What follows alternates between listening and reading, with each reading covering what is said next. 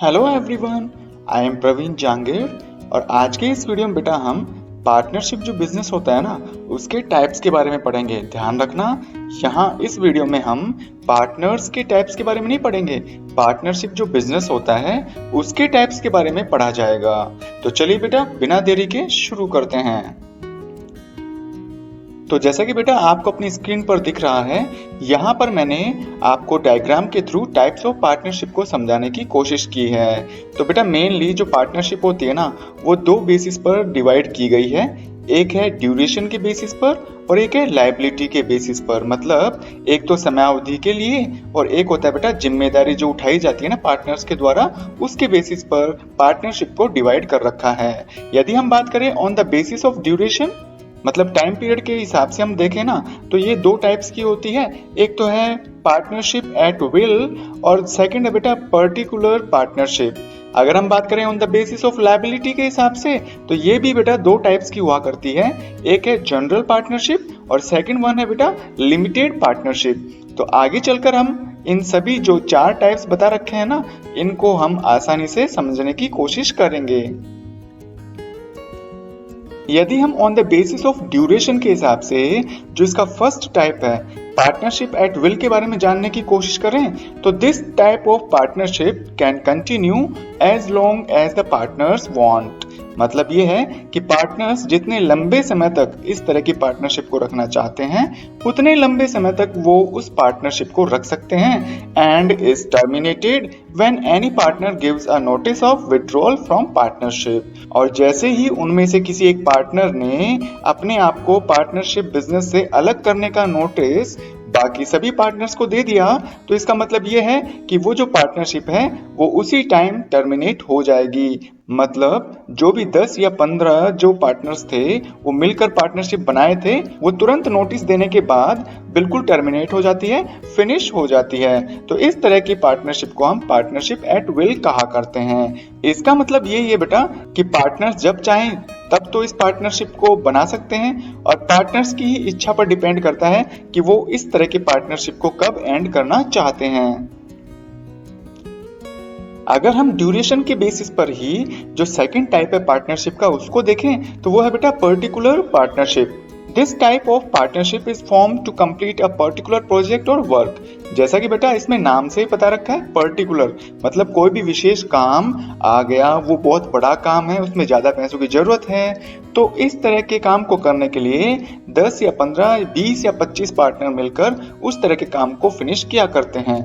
तो जब भी कोई पर्टिकुलर प्रोजेक्ट या कोई काम आ जाता है तो इस तरह की जो पार्टनरशिप है वो बन जाती है। अगर हम एग्जांपल की बात करें, जैसे मान लीजिए गवर्नमेंट जो है वो रोड, बिल्डिंग वगैरह और ब्रिजेज इनको बनाने का काम शुरू कर रही है, तो ये जो काम है एक अकेला बंदा तो नहीं कर सकता, क्योंकि इस काम को शुरू करने के लिए बहुत पैसों की जरूरत पड़ती है, जिसके लिए 2 से अधिक लोगों की जरूरत पड़ती है। इसीलिए इन काम को पूरा करने के लिए जो भी बंदे हैं, 2 से ज्यादा जो बंदे हैं ना, वो मिलकर इस काम को पूरा करने की कोशिश करते हैं। और जैसे ये काम फिनिश हो जाता है, मतलब after completing the project, partnership is automatically dissolved. और इस काम के फिनिश होने के बाद में जो पार्टनरशिप थी उनके बीच में अपने आप खत्म हो जाती है। इस तरह की पार्टनरशिप को फिनिश करने के लिए किसी भी तरह के नोटिस को देने की जरूरत नहीं है, जैसा कि हमने पार्टनरशिप एट विल में देखा था। यदि हम लायबिलिटी के बेसिस पर पार्टनरशिप के टाइप्स देखें तो ऐसे ही टाइप्स में जो फर्स्ट टाइप है बेटा वो है जनरल पार्टनरशिप। अब जनरल पार्टनरशिप की मैंने यहाँ पर आपको 4 विशेषताएं बताने की कोशिश की है। इन चारों विशेषताओं को आपको बड़े ध्यान से सुनना होगा। तो देखिए, जनरल पार्टनरशिप वो पार्टनरशिप होती है जिसमें सभी पार्टनर्स की जो लायबिलिटी होती है ना वो अनलिमिटेड होती है। मतलब इस बिजनेस के द्वारा यदि कोई लोन लिया गया था, लोन रिपे नहीं किया गया है, तो उस लोन की जो रिकवरी है कोई भी फाइनेंशियल इंस्टीट्यूट या जो बैंक है पार्टनर्स के पर्सनल प्रॉपर्टी से भी रिकवर कर सकता है।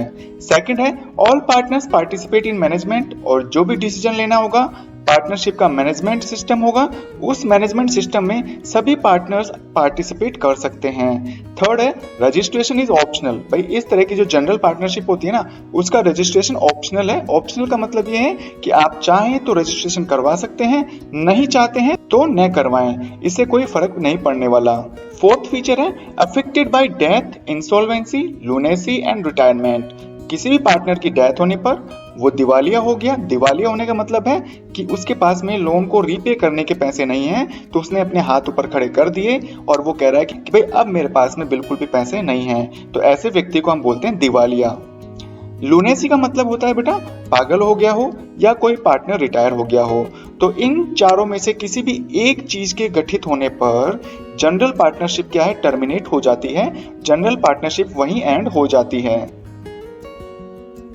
अगर हम लाइबिलिटी के बेसिस पर ही जो सेकंड टाइप है पार्टनरशिप का वो देखें तो बेटा उसका नाम है लिमिटेड पार्टनरशिप। लिमिटेड पार्टनरशिप और जो जनरल पार्टनरशिप, इनमें जमीन आसमान का फर्क है बेटा।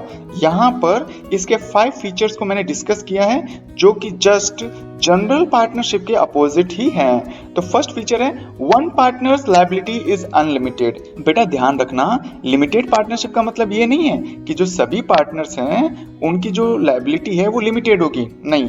उसमें से जो एक पार्टनर होगा ना, चाहे वो कोई सा भी पार्टनर हो, उसकी लायबिलिटी अनलिमिटेड होती है। सेकंड पॉइंट है rest of the partners liability is limited. और उस अकेले पार्टनर को यानी उस एक पार्टनर को छोड़कर बाकी जितने भी पार्टनर्स हैं उनकी जो लायबिलिटी होगी बेटा वो क्या होगी, लिमिटेड होगी। अब बेचारा जो एक पार्टनर है जिसकी लायबिलिटी अनलिमिटेड डिसाइड कर दी गई है, तो इसका मतलब ये हुआ कि यदि इस तरह की पार्टनरशिप के थ्रू कोई लोन लिया गया है और वो पार्टनरशिप की जो भी प्रॉपर्टीज हैं उनसे रिकवर नहीं हो पा रहा है, तो बेटा वो जो रिकवरी है ना वो उस अकेले पार्टनर्स के पर्सनल प्रॉपर्टी से रिकवर की जाएगी जिसकी की लायबिलिटी अनलिमिटेड है। और थर्ड पॉइंट ये कहता है limited partners don't participate in management. मतलब ऐसे सभी पार्टनर्स जिनकी लायबिलिटी लिमिटेड है वो मैनेजमेंट में पार्टिसिपेट नहीं कर सकते, क्योंकि जितना भी रिस्क होता है, जितना भी खतरा है वो उस पार्टनर को है जिसकी की लायबिलिटी अनलिमिटेड है। तो वो नहीं चाहेगा कि बाकी के जो पार्टनर्स हैं उसके मैनेजमेंट में दखल अंदाजी करें। फोर्थ पॉइंट है रजिस्ट्रेशन इज कंपल्सरी। और जो भी रजिस्ट्रेशन है इस तरह की लिमिटेड पार्टनरशिप का वो बहुत ही कंपल्सरी है, मतलब रजिस्ट्रेशन तो करवाना जरूरी है। और फिफ्थ पॉइंट है बेटा don't affected by death, insolvency, lunacy and retirement. किसी भी पार्टनर की डेथ हो जाना, वो इंसॉल्वेंट हो गया हो या लूनेटिक कंडीशन में चला गया हो या रिटायर हो रहा है, तो इन सभी चीजों का इस तरह की पार्टनरशिप पर कोई फर्क नहीं पड़ता। मतलब इस तरह की सिचुएशन आने पर जो पार्टनरशिप है ना वो कंटिन्यू आगे चलती रहती है, उसका समापन नहीं होता है। तो उम्मीद है बेटा आपको पार्टनरशिप के जो अलग अलग टाइप्स थे वो अच्छी तरह से समझ में आए होंगे। आपको ये भी समझ में आया होगा कि पार्टनरशिप एट विल क्या होती है, पर्टिकुलर पार्टनरशिप क्या होती है, इसी के साथ में जनरल पार्टनरशिप और जो लिमिटेड पार्टनरशिप है उन दोनों के बीच में क्या डिफरेंस है अच्छी तरह से समझ में आया होगा। यदि वीडियो पसंद आया तो बेटा लाइक करिएगा, अपने फ्रेंड्स में इसको शेयर करना न भूलिए। यदि आप चाहते हैं इसी तरह के वीडियोस आपकी स्क्रीन पर रेगुलर आते रहें तो बेटा इसके लिए आप मेरा चैनल सब्सक्राइब कर सकते हैं। थैंक यू बेटा।